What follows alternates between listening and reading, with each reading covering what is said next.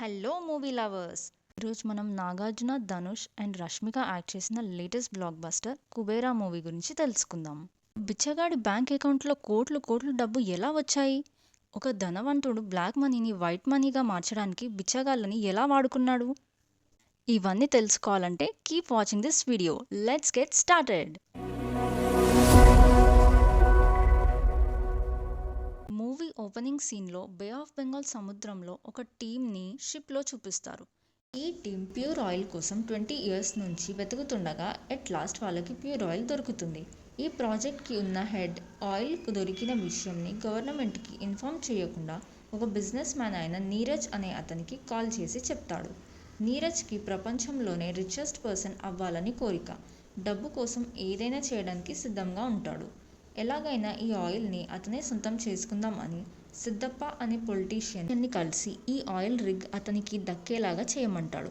కానీ అది government project కాబట్టి సిద్ధప్ప దానికి ఒప్పుకోడు. కానీ నీరజ్ సిద్ధప్పకి ఎంత డబ్బు కావాలన్నా ఇస్తా అని అతనిని ఒప్పిస్తాడు. ఈ ప్యూర్ ఆయిల్ గురించి తెలిసిన వాళ్ళందరినీ చంపేస్తారు వీళ్ళు.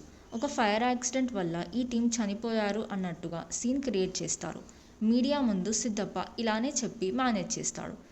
తర్వాత నీరజ్ దగ్గరికి వచ్చి ఇలా మీడియా ముందు కవరింగ్ చేసినందుకు అండ్ వాళ్ళ పార్టీ కోసమని 1,00,000 కోట్లు అడుగుతాడు. 50,000 కోట్లు బ్లాక్ మనీగా అండ్ 50,000 కోట్లు వైట్ మనీగా పంపించమని అంటాడు.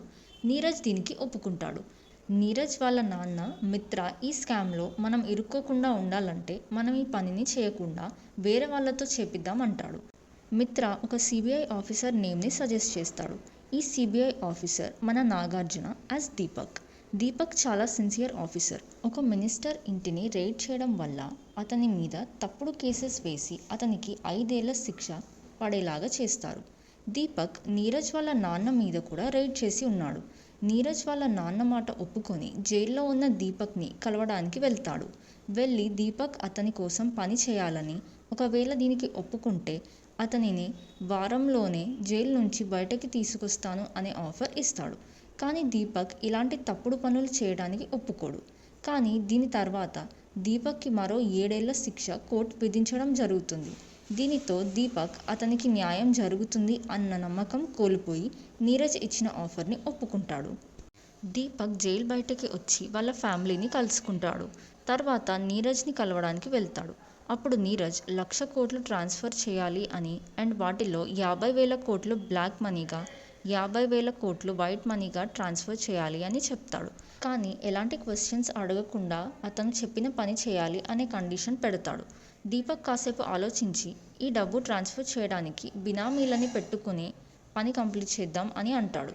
కానీ మనకి నమ్మకంగా ఉండే బినామీలు ఎక్కడ దొరుకుతారు అని అనుకుంటారు. తర్వాత దీపక్ కారులో వెళ్తుండగా కొంతమంది బిచ్చగాళ్లను రోడ్ మీద చూస్తాడు. అప్పుడే అతనికి ఒక ఐడియా వస్తుంది. వెంటనే వెళ్ళి నీరజ్కి బిచ్చగాళ్ళని బినామీలుగా పెట్టుకుందామని, వాళ్ళకి ఎలాగో చదువు రాదు, మనం చేసేది అర్థం అవ్వదు అండ్ మనని మోసం చేయలేరు అని అంటాడు. నీరజ్ ఈ ఐడియాకి ఒప్పుకుంటాడు. 4 బిచ్చగాళ్ళని తీసుకొని రమ్మని నీరజ్ వాళ్ళ మనుషులైన రోబో అండ్ పాటిల్ని పంపిస్తాడు. వీళ్ళు తిరుపతికి వెళ్ళి వెతుకుతుండగా అక్కడే బిచ్చగాడులా ఉన్న మన హీరో ధనుష్ ఉంటాడు యాజ్ దేవా. దేవ అమాయకుడు, కానీ ఏ పని అయినా వెంటనే గుర్తు పెట్టుకొని చేయగలడు. దేవుడిని బాగా నమ్ముతాడు. వీళ్ళు దేవా దగ్గరికి వెళ్ళి పని ఇస్తాం అని అతన్ని తీసుకొని వెళ్తారు. ఇదే విధంగా మరో 3 చోట్ల నుండి ఇంకో 3 బిచ్చగాళ్ళని ముంబైకి తీసుకొని వస్తారు. ఈ 3 పేర్లు ఖుష్బూ, దివ్య అండ్ ఖేలు. అయితే నీరజ్ పని అయిపోగానే ఈ బిచ్చగాళ్ళని చంపేయాలని అంటాడు. కానీ ఈ విషయం దీపక్కి చెప్పడు. ఈ బిచ్చగాళ్ళని ఒక పెద్ద ఇంట్లో ఉంచుతారు. రోబో అండ్ పాటిల్ వాళ్ళని నీచంగా చూస్తూ ఉంటారు. కానీ దీపక్ వాళ్ళని బాగా చూసుకుంటూ ఉంటాడు. వీళ్ళల్లో ఖుష్బూ అనే అమ్మాయి ప్రెగ్నెంట్గా ఉంటుంది. తనని పంపించేద్దామని దీపక్ నీరజ్తో అంటాడు. కానీ నీరజ్ దానికి ఒప్పుకోడు. మనం తనని పంపించేస్తే మళ్ళీ ఎక్కడో అడుక్కోవాల్సి వస్తుంది కదా, ఇక్కడే ఉంచుదాం అంటాడు. సో ఇప్పుడు ఈ బిచ్చగాళ్ళని మార్చి డబ్బున్న వాళ్ళలాగా మంచిగా తయారు చేస్తాడు. ఎలా కూర్చోవాలి, ఎలా తినాలి, ఫోన్ ఎలా యూజ్ చేయాలి అనేవి నేర్పిస్తాడు. దీపక్ వీళ్ళకి ఇవన్నీ నేర్పిస్తూ వాళ్ళని బాగా చూసుకుంటూ ఉంటాడు. దీనివల్ల దేవాకి దీపక్ మీద గౌరవం పెరుగుతుంది. చిన్నప్పుడు దేవాని ఓబుల్లేష్ అనే ఒక అబ్బాయి అతని తమ్ముడిలాగా చూసుకునేవాడు. ఇప్పుడు దేవాకి దీపక్ని చూసి మా ఓబుల్లేష్ అన్నలాగే అనిపిస్తున్నావు అని అంటాడు. సో ఈ ప్రాసెస్లో దీపక్ వీళ్ళని నీరజ్తో కూడా కల్పిస్తాడు. తర్వాత వీళ్ళకి స్విస్ బ్యాంక్ అకౌంట్స్ ఓపెన్ చేసి ఆ బ్లాక్ మనీని హవాలా ద్వారా వైట్ మనీగా మార్చుతారు. అలా చేసిన మనీ నుంచి 10,000 కోట్లని కేలుకి ఓపెన్ చేసిన అకౌంట్ ద్వారా ఆ బినామీ అకౌంట్స్కి పంపిస్తాడు. ఈ ట్రాన్స్ఫర్ అయిపోయిన తర్వాత రోబో కేలుని సముద్రంలో పడేసి చంపేస్తాడు. ఎంతకీ కేలు ఇంటికి రాకపోయేసరికి దేవా దీపక్కి కాల్ చేసి చెప్తాడు. కేలుని చంపేసి ఉంటారేమో అని దీపక్కి అర్థమయ్యి నీరజ్ దగ్గరికి వెళ్ళి అడుగుతాడు. అప్పుడు నీరజ్, ఈ బిచ్చగాళ్ళని ఇలా వదిలేస్తే వాళ్ళు ఏదో ఒక రోజు నిజం బయట పెట్టొచ్చు, నేను ఆ రిస్క్ తీసుకోలేను, అందుకే చంపేశాను అంటాడు. ఇలా చేయడం చాలా తప్పు, వద్దు అని దీపక్ నీరజ్ని బాగా వేడుకుంటాడు.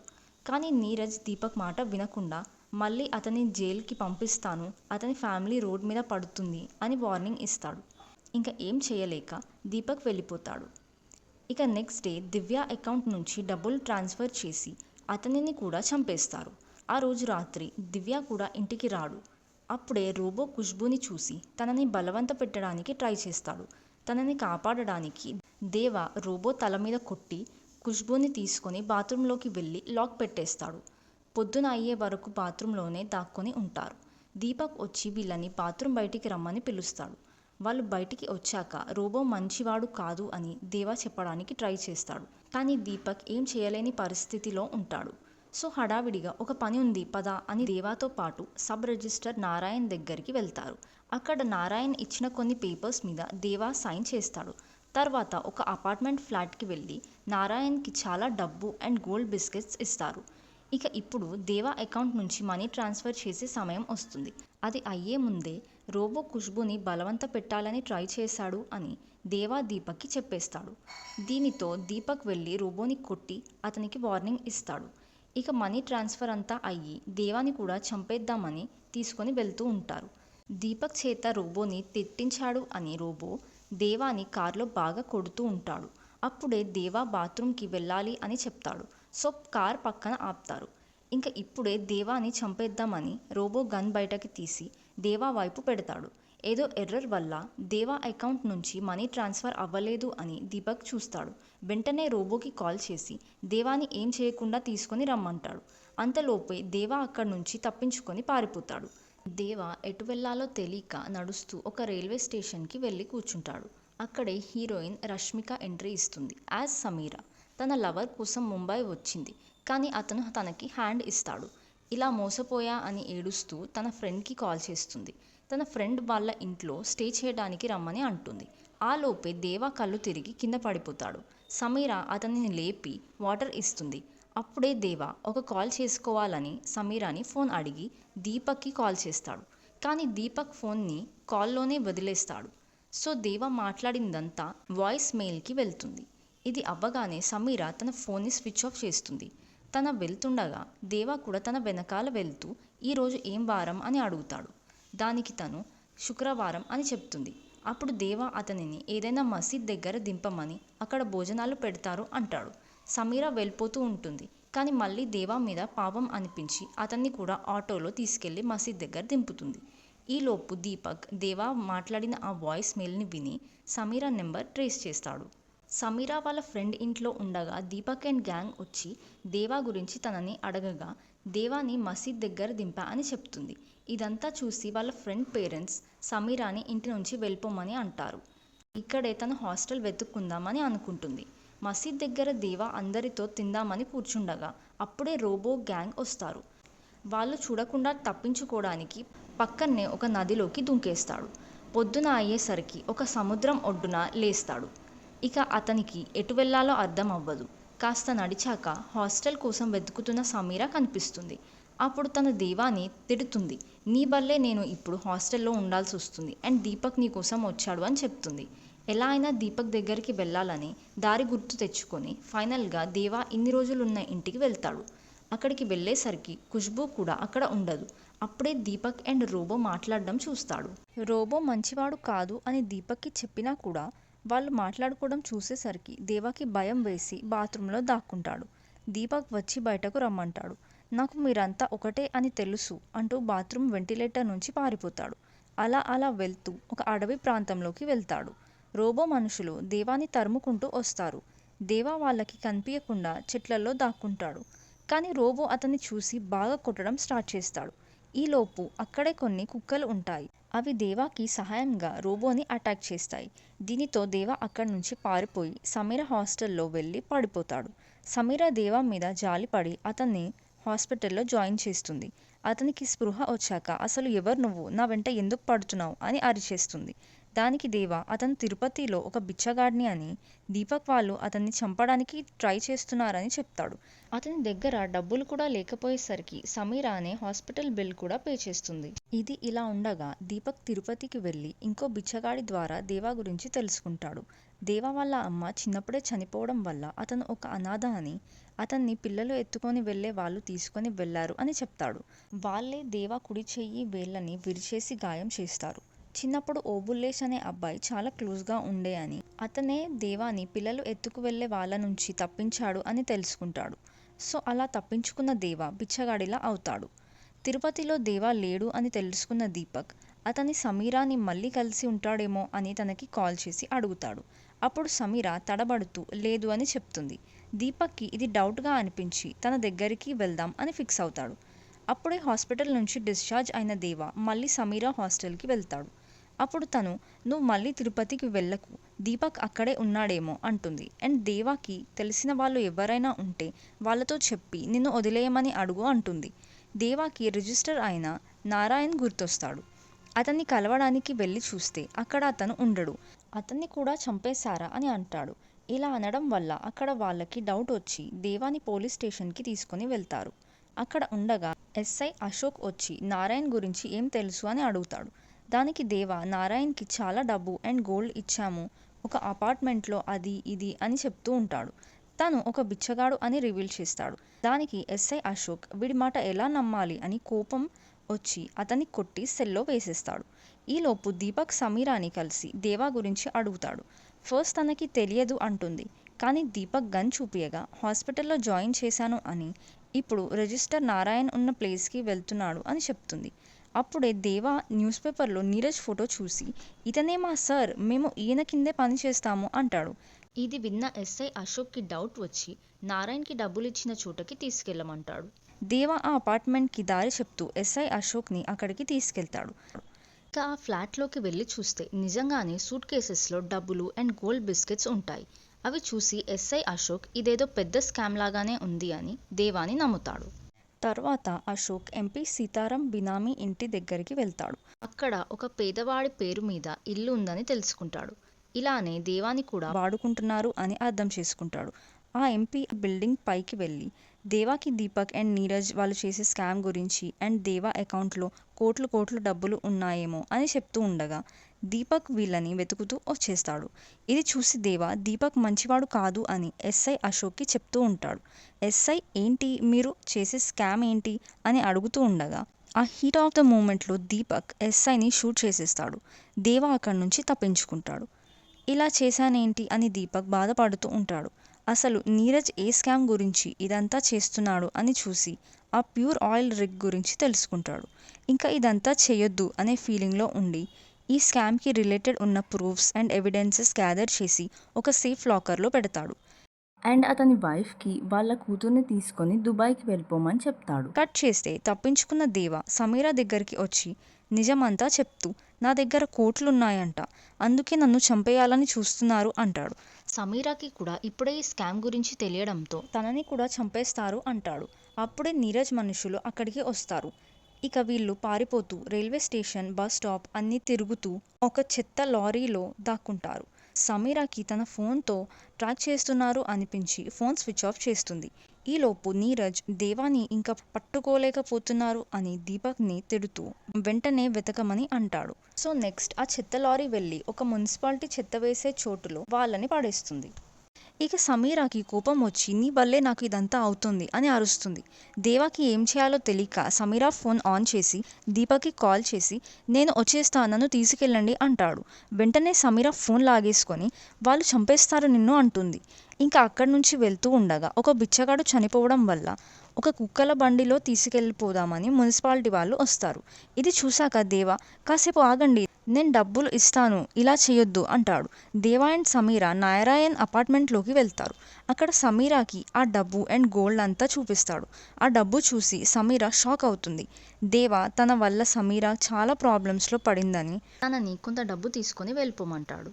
కానీ తన దేవాతోనే ఉంటుంది. ఆ డబ్బులో కొంత తీసుకొని మున్సిపాలిటీ వాళ్ళకి ఇచ్చి ఊరేగిస్తూ ఆ చనిపోయిన బిచ్చగాడిని తీసుకొని వెళ్తారు. ఇక్కడ మన పొయ్యిరా మామ అనే సాంగ్ వస్తుంది. ఇక సాంగ్ ఎండ్ అవ్వగానే గుడి దగ్గర ఉన్న బిచ్చగాళ్ళకి డబ్బు ఇస్తాడు దేవా. దేవుడికి మొక్కుకొని చూడగానే ఆ బిచ్చగాళ్ళందరూ దేవాకి దండం పెడుతుంటారు. అది చూడగానే దేవాకి ఈ డబ్బుతో ఎంత చేయొచ్చో అండ్ బిచ్చగాళ్ళ జీవితాన్ని మార్చొచ్చు అని రియలైజ్ అవుతాడు. వెంటనే దీపక్కి కాల్ చేసి అతని అకౌంట్లో ఉన్న కోట్ల డబ్బంతా అతనికి కావాలంటాడు. పక్కనే ఉండి విన్న నీరజ్కి చాలా కోపం వచ్చి ఒక బిచ్చగాడు నాతో ఇలా మాట్లాడడం ఏంటి అని దేవాని చంపేయమంటాడు. కట్ చేస్తే దేవా అండ్ సమీర ఇంకా నారాయణ అపార్ట్మెంట్లోనే ఉంటారు. అప్పుడే సమీర దేవాతో ఈ డబ్బు తీసుకొని ఎటైనా వెళ్ళి హ్యాపీగా బ్రతకొచ్చు కదా అంటుంది. ఎంత చెప్పినా దేవా వినడు. ఇక ఏం చేయాలో తెలియక సమీర ఒక డబ్బు ఉన్న సూట్ కేస్ని తీసుకొని వెళ్ళిపోదాం అనుకుంటుంది. కానీ దేవాని ఒక్కడనే వదిలేసి అలా వెళ్ళలేక అక్కడే ఉండిపోతుంది. ఈలోపు దేవా కాల్ చేసి సెల్ టవర్ అడ్రస్ ట్రాక్ చేసి దేవా అండ్ మనుషులు అక్కడికి వచ్చి వెతుకుతూ ఉంటారు. దీపక్ని చూసిన దేవా వెనక నుంచి వచ్చి అటాక్ చేసి దీపక్ని మళ్ళీ అపార్ట్మెంట్లోకి తీసుకొని కట్టేస్తారు. అతనికి డబ్బు అంతా కావాలి అని దేవా అంటూ ఉంటాడు. అండ్ దానికి దీపక్ హెల్ప్ చేయాలని అంటాడు. అప్పుడు దీపక్ అది అంత ఈజీ కాదు, దీని వెనకాల చాలా పవర్ఫుల్ పీపుల్ ఉన్నారు అని అంటాడు. అండ్ దేవా వాళ్ళని తీసుకొచ్చినట్టుగానే అతన్ని కూడా జైలు నుంచి తీసుకొచ్చారు అని అండ్ నీరజ్ దేవా వాళ్ళని చంపేయాలని ప్లాన్ వేశాడు అని దీపక్కి తెలియదు అంటాడు. దేవా అది నమ్మడు. దానికి దీపక్ ఖుష్బు బ్రతికే ఉందని తనని కాపాడి ఒక ఆశ్రమంలో దాచాను అని అంటాడు. అది విని దేవా చాలా హ్యాపీగా ఫీల్ అయ్యి ఖుష్బు దగ్గరికి తీసుకొని వెళ్తే ఏదైనా చేయడానికి రెడీ అంటాడు. సమీర దీపక్ మాట నమ్మొద్దు అన్నా కూడా దేవా వినడు. ఇక దీపక్ సేఫ్ లాకర్ నుంచి ఎవిడెన్సెస్ తీసుకొని ముగ్గురు ఖుష్బు ఉన్న ప్లేస్కి వెళ్తారు. దేవా ఖుష్బుని చూసి చాలా హ్యాపీగా ఫీల్ అవుతాడు. ఖుష్బుకి కొన్ని రోజుల్లో బిడ్డ పుట్టబోతుంది అని చెప్తుంది. కానీ ఇంతలోపే రోబో అండ్ మనుషులు అక్కడికి వచ్చి దేవాని చంపడానికి ట్రై చేస్తారు. ఆ గూండాల నుంచి ఖుష్బు తప్పించుకోవడానికి ట్రై చేస్తూ అనుకోకుండా స్టేర్స్ మీద నుంచి పడి బ్లీడింగ్ స్టార్ట్ అవుతుంది. దీపక్ అందరినీ షూట్ చేసి దేవా వాళ్ళని కాపాడుతూ ఉంటాడు. ఈ గూండాలని తప్పించుకోవడానికి ట్రై చేస్తూ దేవా సమీర ఖుష్బు ఎలాగో అలా గేట్ దాటి బయటకి వస్తారు. కానీ దీపక్ మాత్రం ఫైటింగ్లో ఉండి గేట్ లోపలే ఉండిపోతాడు. అప్పుడే అతని గూండాలు షూట్ చేస్తారు. గేట్ అవతల నుంచి దేవాకి నేనే రాని ఓబుల్లేష్ అన్నని అని చెప్పగా దేవా షాక్ అవుతాడు, బాధపడుతూ ఉంటాడు. కానీ ఈ ఇంటెన్స్ సీన్లో ఖుష్బు బిడ్డకు జన్మనిచ్చి చనిపోతుంది. అలానే దీపక్ కూడా షూటింగ్ వల్ల చనిపోతాడు. ఇదంతా చూసిన దేవా నీరజ్ని ఎలా అయినా వదలకూడదు అని ఆ ఎవిడెన్సెస్ తీసుకొని నీరజ్ డబ్బుని దాచిన ప్లేస్కి వెళ్తాడు. అక్కడ రూమ్లో అంతా డబ్బే ఉంటుంది. ఆ డబ్బుని ఒక లారీలో తీసుకొని నీరజ్ ఇంటి ముందు పోస్తాడు. అది న్యూస్లో చెప్పడం వల్ల వైరల్ అవుతుంది. ఇదంతా చూసిన పొలిటీషియన్ సిద్ధప్ప ఏదైనా అవుతే నువ్వే పట్టుబడతావు అని నీరజ్కి వార్నింగ్ ఇస్తాడు. చనిపోయే ముందు దీపక్ ఈ స్కామ్కి రిలేటెడ్ ప్రూఫ్స్ అన్నీ గ్యాదర్ చేసి ఒక వీడియోలో అన్నీ చెప్తాడు. ఆ వీడియోని దేవా నీరజ్కి పంపిస్తాడు. ఇక నీరజ్ దేవాని ఏదైనా చేస్తా ఆ ప్రూఫ్స్ అన్నీ ఇచ్చేయమని బాగా అడుగుతాడు. దానికి దేవా మా బిచ్చగాళ్ళని ఎప్పుడూ చీప్గా చూస్తూ ఉంటావు కదా, ఒక రోజుకి నువ్వు కూడా బిచ్చగాడిలాగా ఉండు, అప్పుడు ప్రూఫ్స్ ఇస్తా అంటాడు. ఇక వేరే దారి లేక నీరజ్ దానికి ఒప్పుకొని బిచ్చగాడిలాగా గుడి దగ్గర భిక్షం ఎత్తుకోవడానికి కూర్చుంటాడు. మధ్యలో దేవా నీరజ్కి కాల్ చేసి ఒక్కటే దగ్గర కూర్చుంటే ఎలా, వేరే చోట్లకి వెళ్ళి భిక్షం ఎత్తుకో అని అంటాడు. అలా అలా తిరుగుతూ రాత్రి అవుతుంది. ఇంకా నీరజ్ ఒక టెంపుల్ దగ్గర ఉండగా ఎవరో అతనికి 500 నోట్ వేస్తారు. అది దేవానే అనుకొని గుండాలందరినీ వాడి మీదకి పంపిస్తాడు. చూసేసరికి అది దేవా కాదు, ఇంకెవరో. ఇంతలోపు వెనక నుంచి వచ్చి దేవా నీరజ్ని తల మీద కొట్టి అతన్ని ఒక డంప్ యార్డ్లోకి తీసుకొని వెళ్తాడు. అప్పుడు నీరజ్ నువ్వు చెప్పినట్టే బిచ్చగాడిలా అయ్యాను, ఆ ప్రూఫ్స్ ఇచ్చేయి అంటాడు. దీనికి దేవా ఇస్తాను, కానీ ఒక్కటి మిగిలింది అంటాడు. ఖుష్బుకి పుట్టిన బిడ్డని చూపించి ఈ బిడ్డ అమ్మని తీసుకొనిరా అంటాడు. అప్పుడు నీరజ్ ఎలాగో ఆమె ఉన్నా అడుక్కుంటుంది కదా అంటాడు. ఇంత చేసినా నువ్వు మారో అని తిడుతుండగా ఇద్దరు ఫైట్ చేయడం స్టార్ట్ చేస్తారు. ఈ ఫైటింగ్లో దేవా ఫేస్కి నీరజ్ ఒక ప్లాస్టిక్ కవర్ పెట్టేస్తాడు. దానివల్ల దేవాకి ఊపిరి ఆడక ఏం చేయాలో అర్థం కాక పక్కనే ఉన్న ఒక షార్ప్ వస్తువుతోని నీరజ్ మెడని కోసేస్తాడు. అలా నీరజ్ చనిపోతాడు. ఇలా చేసా ఏంటి అని దేవా చాలా బాధపడుతూ ఉండగా సమీరా వచ్చి ఖుష్బూ బిడ్డని చూపించి ఈ బిడ్డ బ్రతకాలంటే ఇలాంటి వాళ్ళు చనిపోవాలి అంటుంది. కట్ చేస్తే దేవా అండ్ సమీరా ఆ బిడ్డని తీసుకొని తిరుపతికి వెళ్ళిపోతారు. అక్కడ ఉన్న వాళ్ళకి ఈ బిడ్డ అకౌంట్లో కోట్ల మనీ ఉంది అని చెప్తూ ఆ బిడ్డే కుబేరా అని చూపిస్తారు. ఈ వీడియో మీకు నచ్చినట్టయితే లైక్ అండ్ షేర్ చేసి ఇంకా మీరు ఏ మూవీస్ ఆర్ వెబ్ సిరీస్ వినాలనుకుంటున్నారో కామెంట్ చేయండి. ఇలాంటి మరిన్ని వీడియోస్ కోసం మన ఛానల్ని సబ్స్క్రైబ్ చేయడం మర్చిపోకండి. Thanks for watching. See you all in the next video. Bye.